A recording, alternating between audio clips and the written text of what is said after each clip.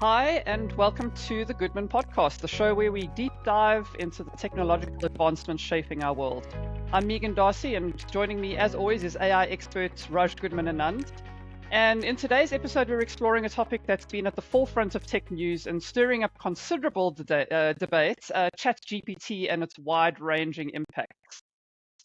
So the title of the episode today is Doomsday Unleashed. ChatGPT's terrifying ascendancy might swallow the global services marketplace. And when Sashin sent me the topic, I did have to have a giggle at the clickbaitiness of the title. But honestly, Raj, it's not far from the truth, is it? Well, it's kind of funny because if you look at ChatGPT last year, and when I say last year, I'm talking about 2022. Whether someone went off the CEO role or was on the CEO path, we didn't care about it. But suddenly, it's become so important for all of us that it is a big deal. So yes, thank you for bringing this up. I think it's very exciting to see what the opportunity is. But yes, so I think the thing you're referring to with the turmoil in OpenAI is the brief departure of Sam Altman, just to be reinstated shortly the following week. And for people, when they see this podcast, this might be news or this might be obviously old news. But either way, I think there are lots of really interesting bits to it. Number one, which I thought was really interesting as a leader and CEO and founder, how much somebody cares about the founder and CEO. So much so that they're all going to resign, or at least 97% people are going to resign if they don't reinstate the CEO and founder. Shows the power of a person and his or her vision to not only kickstart the company, but to keep growing it and further kickstart the whole economy around AI. So Sam's actual presence is a very important part for all of us. I was really disappointed as well when I heard about Sam's disappearance from the role, but luckily it was very short, and we could actually get back to having him back again after he was going to be in Microsoft for a little bit, and then he wasn't. What's interesting also is why he was being asked to leave, and there's speculations of all kinds. The one which I thought was very interesting is there was a discovery of a thing called Q star at OpenAI. So we were talking about this thing called Q star. Many believe it is AGI, which has been developed within OpenAI, and because of the nature of OpenAI, which is around not-for-profit, and the structures there, to remove all Sam Altman was a possibility by the board. Obviously, it's a little different and difficult when you are looking at different company formation types. But I think all of this brought a very interesting scenario, and I feel like this has changed quite a bit the dynamic. I think going forward, it might change the structure of OpenAI because with the way it's structured right now, probably it doesn't make sense for a company that's so important for us with $90 billion, I believe, of market cap. So it is interesting. A lot of things happen there. I'm really interested in the Q star thing, the AGI thing, because if that's happened already, we are for something really big in at least the next version of OpenAI. That's amazing. How have these internal kind of challenges at OpenAI impacted the development and management of ChatGPT, and how is that impacting the kind of wider market of people that are using OpenAI's products? As far as I can tell, there hasn't been much changes, to be honest with you. There hasn't been anything which I can notice. They're still releasing stuff as they were releasing before, and there are updates coming in. There were discussions about slowing down OpenAI's growth, but we have not seen anything yet publicly to kind of mention about it. Either way, this is really interesting. The whole thing is really, really interesting. I'll just, keeping my eyes peeled to see the latest news from them. Okay, cool. Now, obviously, I don't know if maybe you want to dive into the kind of broad market impact that ChatGPT has had on the business world, because it's when AI started becoming a thing, a lot of people in the creative industry were like, AI is for automation, and so creative jobs are at that stage they were kind of safe. But ChatGPT's turned all of that on its head, because as we've discussed before in other episodes, while it still needs human intervention and human oversight to ensure that the creativity is there, it is now being used in the creative fields, and it has already kind of made certain jobs redundant kind of overnight. I mean, transcribing service. To a certain degree, translation services, although I think that that's still in its infancy.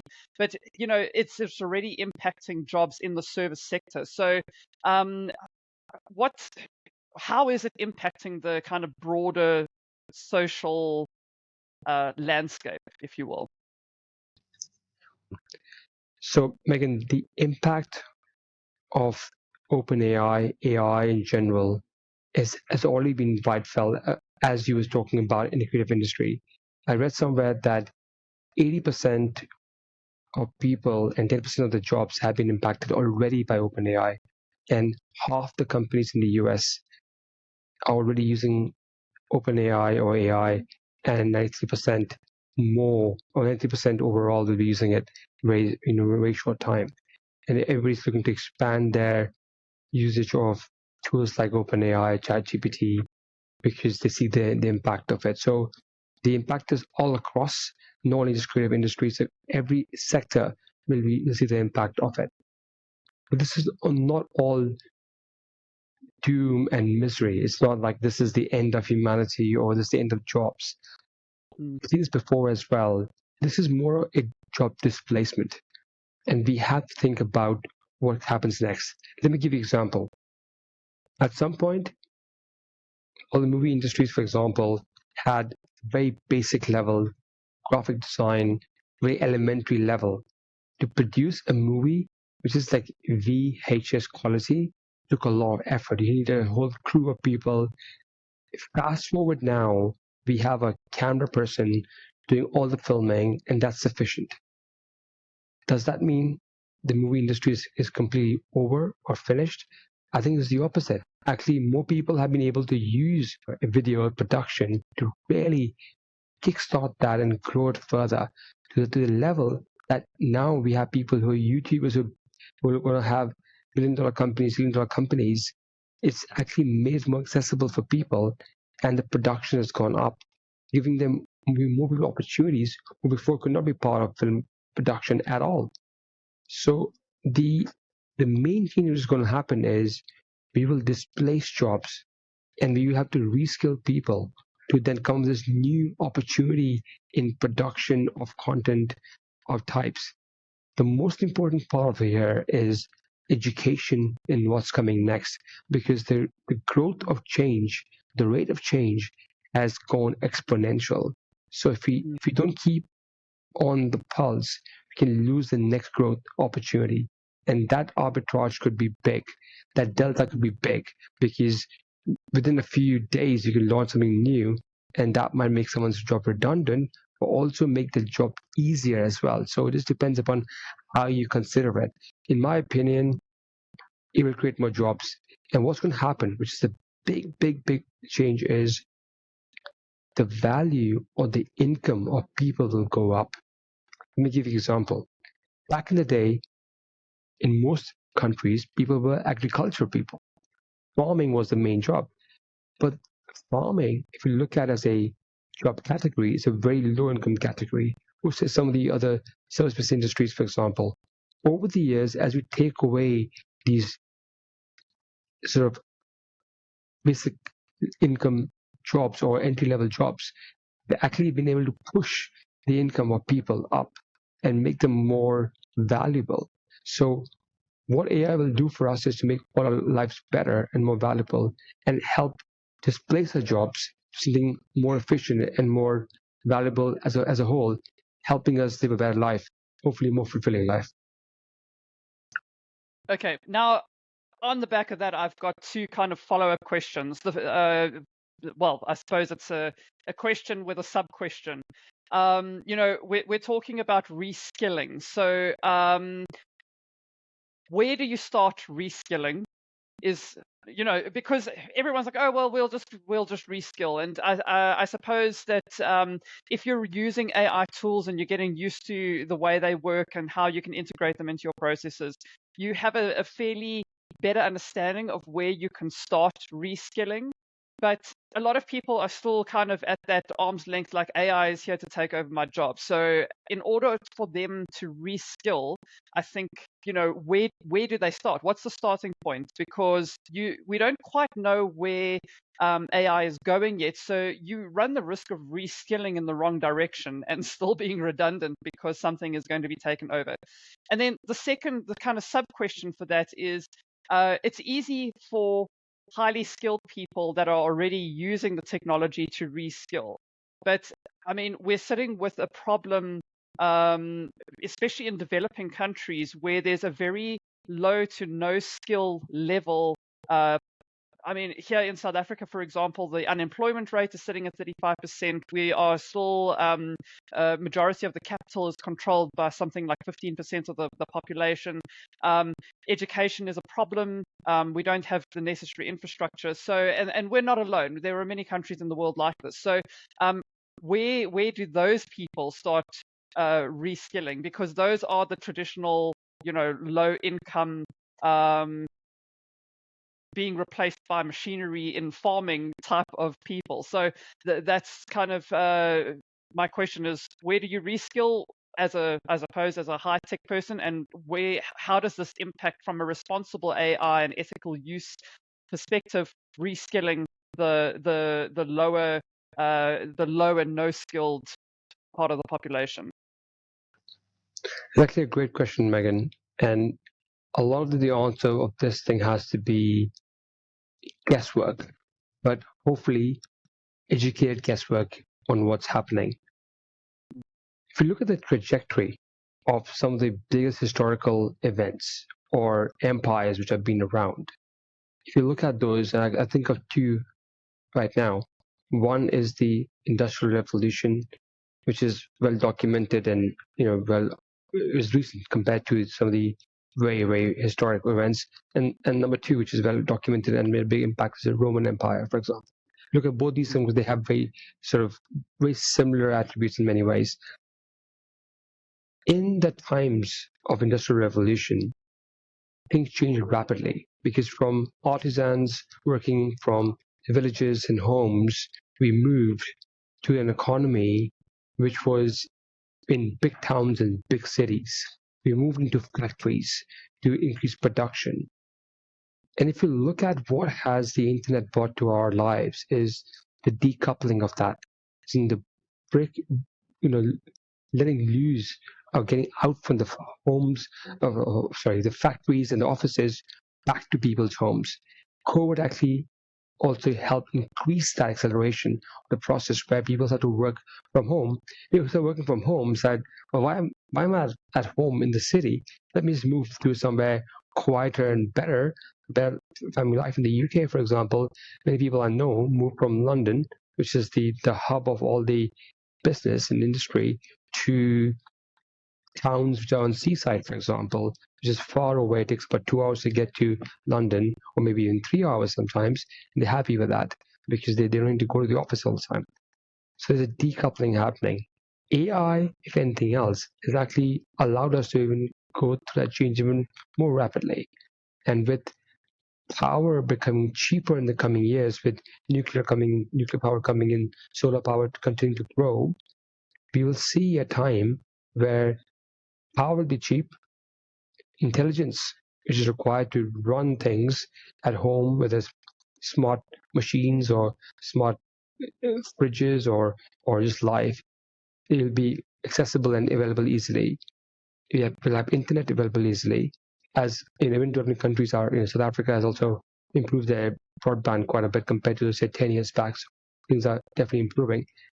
What will that lead to? Well, what that lead to is the power from superpower countries, these nations which are developed, will go to a democratized way across the world. So if you have the the will to work hard, you have the ability to learn online, you can grow from any nation. You don't have to be anymore in New York, in California, in London. You can work from wherever you are.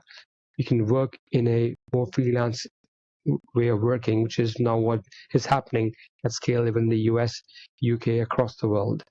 And with the power of AI, you can actually start to see these super companies, super enterprises, which are smaller in nation or smaller in nature, but massive impact.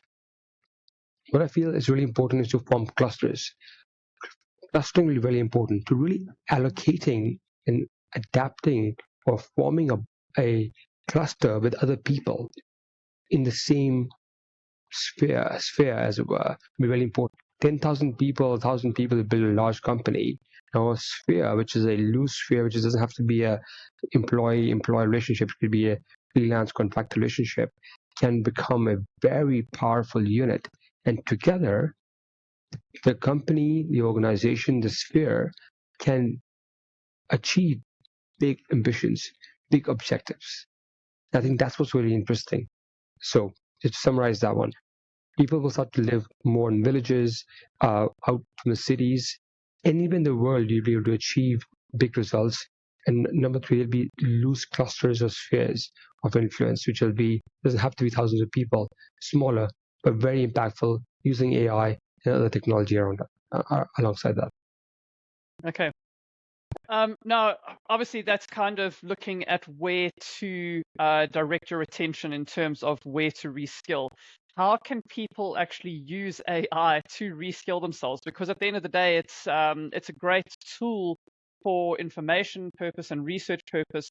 So, how would you suggest people actually using AI and tools like ChatGPT to help them reskill? I would assume that that is possible. Let me put it this way. I'm a content writer. I've integrated ChatGPT into my writing process, so ideas generation is a lot faster. Creating base text is a lot faster. Remixing text for rewrites is a lot faster. So my output has increased. So I'm using ChatGPT in my processes to kind of, and I suppose that is reskilling itself. But is there another way that people can use? I mean, not everybody has got access to the paid version of ChatGPT, for example. They still rely on the free version, which is not as powerful. There are other tools as well. So how would you suggest actually looking at AI to help you reskill in the right direction?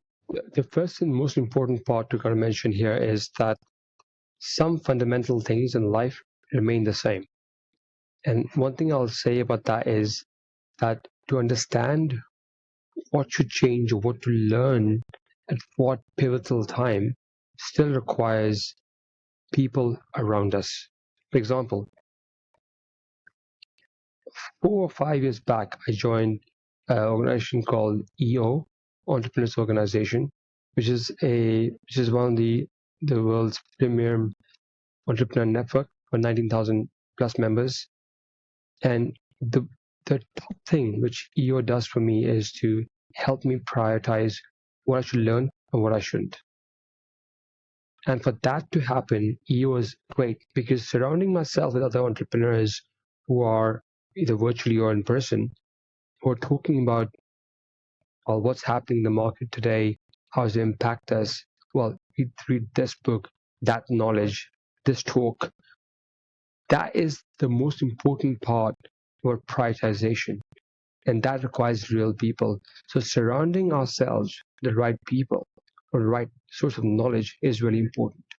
So if for example, we don't have paid version of ChatGPT, initially it's okay. But at some point we need to think about, well, is it worth the time or not? It's like, if you're a painter, you don't have a paintbrush, how do you paint? You have to invest a little bit into one's sort of tools, as it were, and this is just the cost of doing business effectively. So to really be able to prioritize things and what's changing and what to learn and where to learn, we surround ourselves with people who understand them in the market. There's also a plug for us as well. Obviously, if you are interested in AI, you follow our YouTube channel. It's Goodman Lantern. If you search that, you can subscribe there, because we're talking about the AI revolution. And I was saying before this call, I'm helping more and more companies now to think about, how do you think AI first?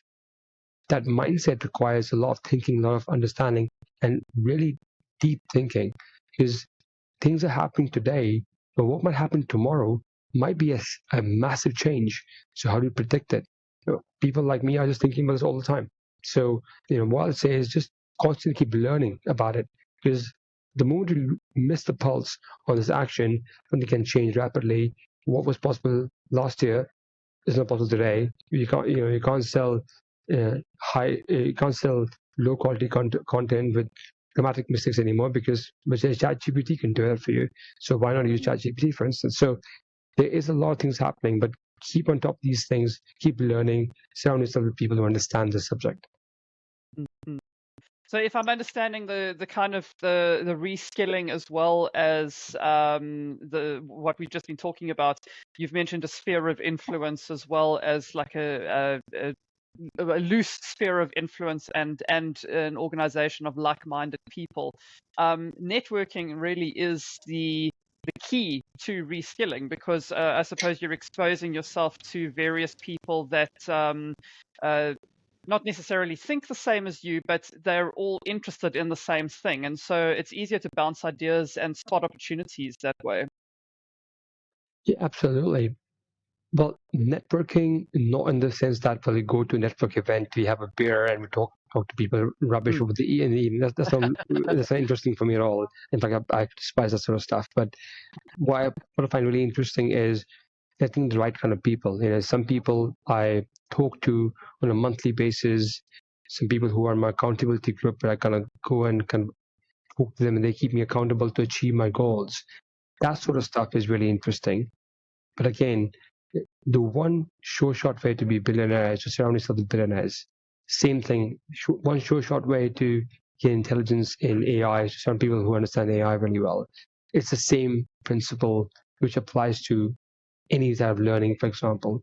So, today in this world where we are based across the world, there's YouTube, which is great, but there's also there is a case to go and attend events as well, face to face, because maybe the event itself is not that powerful, but the people you network with will tell you what's interesting, what's not. And they'll keep talking the same thing again and again. You're like, okay, that's interesting. That book I should definitely read, for instance.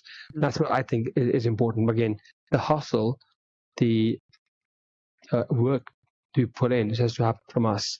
And if you put the right work in and surround yourself with the right people, I believe we can really quickly achieve intelligence on what's happening next. Now, intelligence on what's happening next, that's a good segue into my next question, because there's a lot of kind of myths and misconceptions about what ChatGPT can do. And I think that a lot of them have found kind of a foothold in the market or in the service industry psyche, because it has had such a big impact in such a short time already. So I think maybe let's try and separate the fear from the facts in terms of ChatGPT's influence. What are some common misconceptions about ChatGPT's capabilities? Well, let me start by saying this. ChatGPT is not the only tool. There are other tools as well. ChatGPT is just constantly investing a lot more and launching stuff at a very quick pace. So the other tools as well. In the past, we talked about Anthropic, we talked about Pi, and talked about Claude, and everything, all the other tools. There are other tools as well. Who might make it big?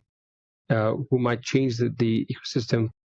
We still have to see, but ChatGPT does have a very good shout to win that race, as it were. Tools like ChatGPT and AI are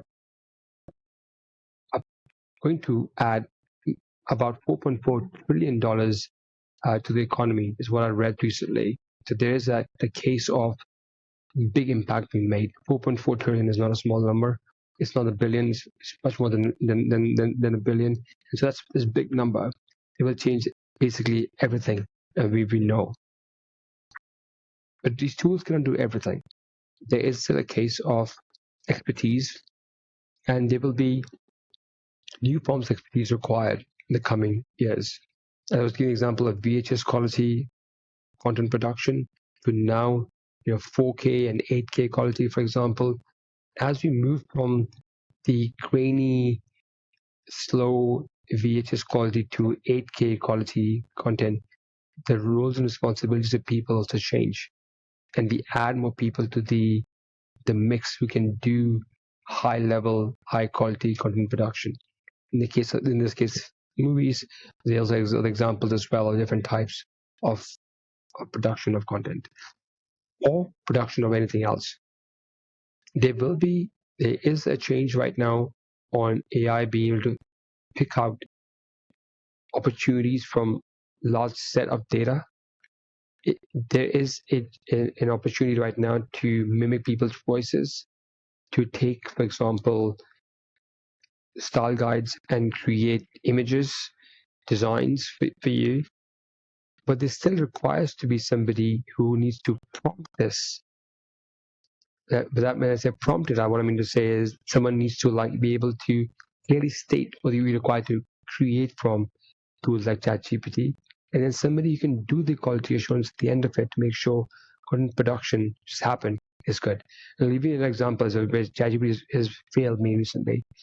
Friday evening, I went out with a few friends, and we got a bill, at the end. And I thought, okay, well, let me just ask ChatGPT to take a picture of that bill by ChatGPT. And I said, well, Mel, that was one of my friends, she paid $5,000 as a deposit. So I'm like, okay, but that was paid already, ChatGPT, so remove that. Right? Assume that was a donation made by Mel. I didn't include that. So I ended up paying 5,000 more than I should have really paid. Now, it was a small error, but it's my fault. I didn't do the QA at the end of the day, and it cost me, how much more? $100 more than I really should have paid.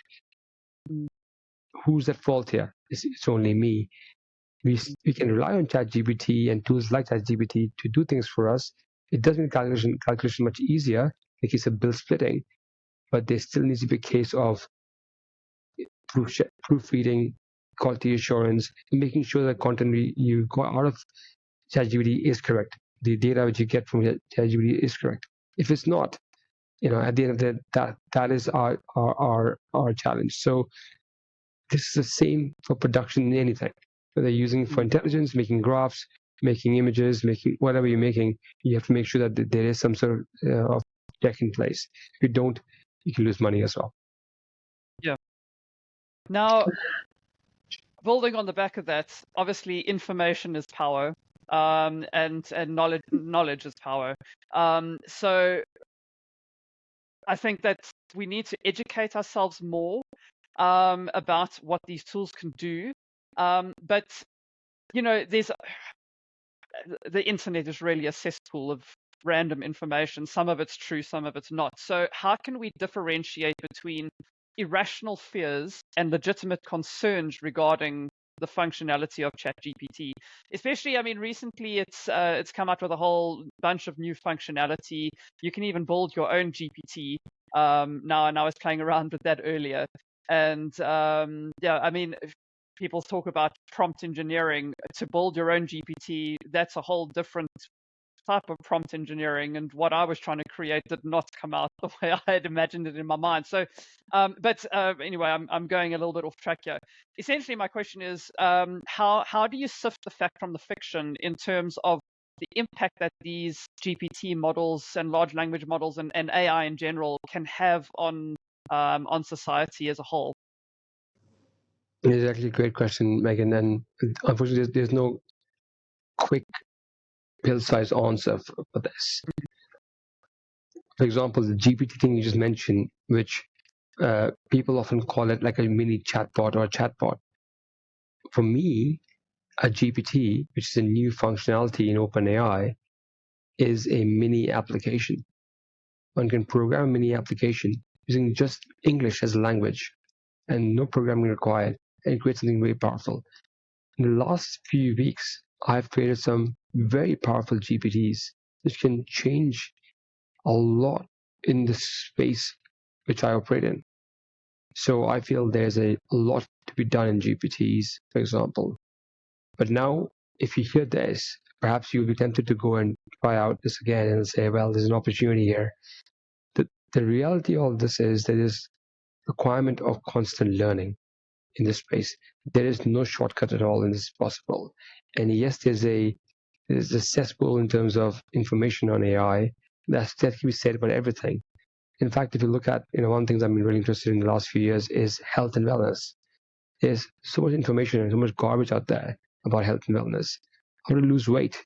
And there are probably about 10,000, 100,000 videos on, maybe a million videos on that. Each one trying to talk about a new framework, a new process, a new diet. At the end of the day, what really is important to lose weight is to, have more calorie burn and eat less.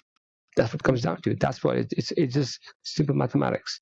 So knowing what's right, what is really important, comes down to just constant learning and the experimentation.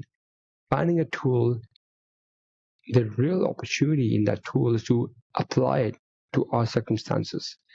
And that takes a particular kind of skill. And so this brings us to the point you made earlier about losing jobs and new jobs. There will be several new positions in application of AI in our business. I feel there will be an opportunity for several consultants to come into the space. How to use AI for your business? How to make you AI first in your mindset and as a business? That for me is a no-brainer, and it's a huge opportunity. I think a lot of this $4.4 trillion dollars might go towards people talking and thinking about this space. And as tools like ChatGPT and OpenAI keep building and launching new tools, the opportunities get bigger and bigger and bigger and bigger. And the time is now to use that knowledge and skill, gain quickly enough, and implement it. The more we practice, the more we work out in the gym, the more we build our muscle. Similarly, the more we work with AI, the more we build our AI muscle and use that to build better process procedures to help make our life easier, more effective, live a better, healthier life. Yeah.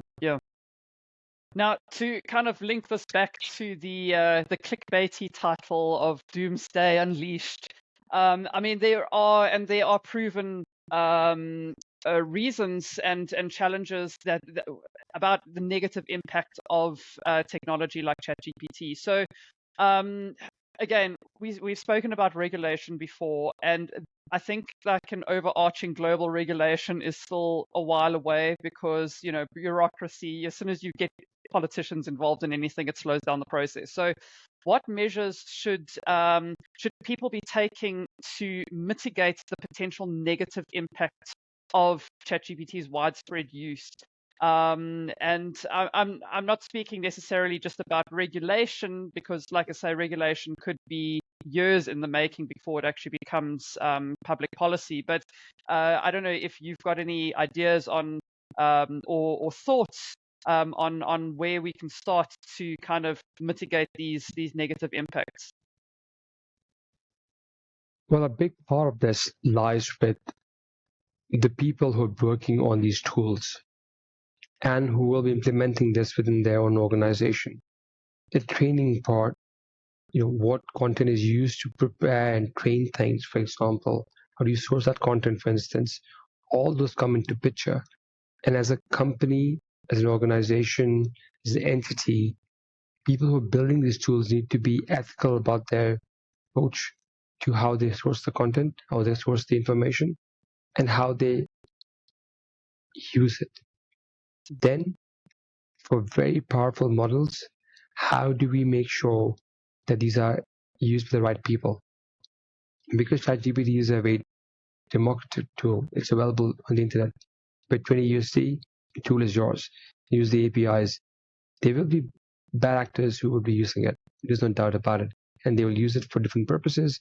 Some of them will be very negative. But in my experience, that's just 0.3% of the population. 99.7% people are very keen to use it for the right purpose. So, that will happen. There will be more cybersecurity issues because now the chances of hacking is even more than before. They will be abused by people using it for the wrong purpose in terms of data production for the malicious purposes. That will happen. But then jobs of companies also is to produce tools and services to mitigate those challenges. That will happen. But this is an endless cycle.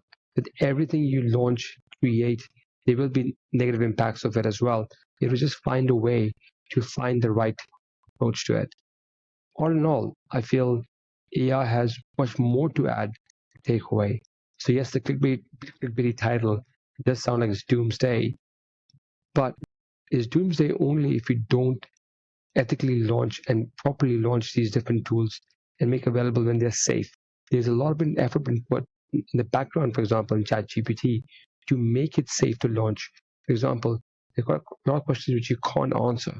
For example, which are going to cause harm to human life or humanity or planet Earth, that sort of stuff. Those sort of questions are not answered at all. Also, for example, if you use ChatGPT and DALL-E 3 to create images of people, real people, it won't do that for you. All these small bits of features which are put into tools like OpenAI is to protect the users and other people to be misused. But there'll be people who'll be using open source models from Facebook, for instance, doing that stuff, for instance. Again, there's not much we can do about it. There will be the 0.3% people who will misuse it. So we have to just be clever and create options to mitigate those risks. All in all, I don't think it's actually the end of humankind. Jobs will be lost, new jobs will be created. Overall, human beings are going to earn more, and they will be more free. They have more time to be healthy and happier. Spend more time with friends and family.